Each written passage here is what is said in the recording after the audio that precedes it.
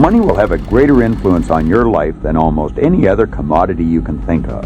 Indeed, the sudden loss or acquisition of money will affect your attitude to a tremendous extent. Therefore, you must agree that everyone should have a deep understanding of exactly what money is and of the laws governing its attraction. Yet the sad fact is that not one person in 10 does. 95 people out of 100 settle for whatever they get, wishing they had more all the way from the cradle to the casket, never understanding that they could actually have had all they wanted. Let me digress for a moment. As you journey through this book, you might have a tendency to let your mind wander off, either thinking about someone you know who has earned a great deal of money, or possibly about someone who has gone into bankruptcy. But I want to suggest that you attempt to keep focusing only on yourself, because what someone else has or does not have is not going to affect you, and it is your financial situation that you want to improve. Money is important. One of the most prevalent misconceptions concerning money relates to its importance. For example, how many times have you heard people say in conversation, money isn't everything, or money isn't important, or I don't care about money? Well, the people who say these things might not care about money, but I'll bet you their car dealer cares about it, their grocer does, and so does the person who holds their mortgage. In truth, there can be no denial of the fact that money is important to any person living in a civilized society.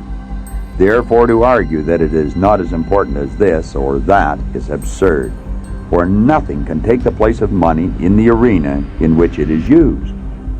Money is a servant. Now that I have affirmed the importance of money, let me backtrack to add this one word of caution.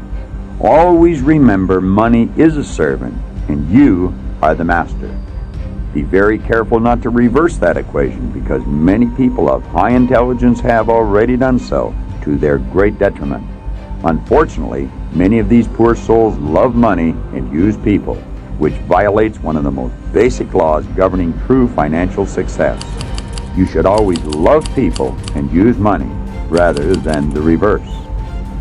Another myth many people like to accept about money is that it only comes as a result of luck or good fortune.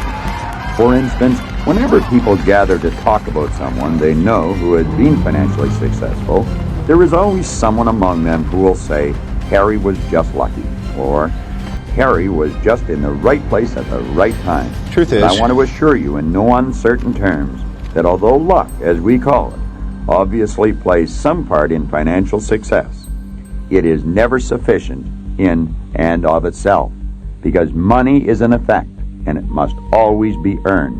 Believe me, there are no free rides in life, and the only people who are making money the easy way either work in the mint or are on their way to jail, if they have not already arrived there. Therefore, always bear in mind that while good fortune is a factor in financial success, it must always be coupled with effort and hard work. Money must circulate. A third thing you should know about money is that it is valuable only as long as it is being used. For once it has been taken out of circulation, it becomes as worthless as the old newspapers or empty beer cans that have been stashed away in the attic. To understand the truth of this principle, consider the following story. On a bookshelf in my home, I have a silver beer stein that was given to me as a gift for a speech I made. Now, whenever I go into my house, I take all of the change from my pockets and put it in the cup. Then when the cup is almost filled, I give it to one of my children or two young cousins. For each of them takes turns receiving the cup, and, of course, they eagerly anticipate their turn. The point I want you to notice, however, is that while the cup is being filled, the money in it has absolutely no value whatsoever. It just sits there, serving no useful function and not even drawing any interest. However, as soon as the cup is filled and the money is turned over to one of the kids, it literally flies into action. For instance, just last week, TJ, one of my young cousins, received the money. He immediately took it from my hand, rushed off to a golf school, and purchased several golf lessons with his inheritance. Now, I can't honestly say what the golf pro did with the money once he got it, but I do feel fairly safe in saying that he didn't just return it to a cup on his bookshelf. No, There really isn't any dispute about it. Money is not meant to be taken out of circulation. Rather, it is meant to be used, enjoyed, and circulated.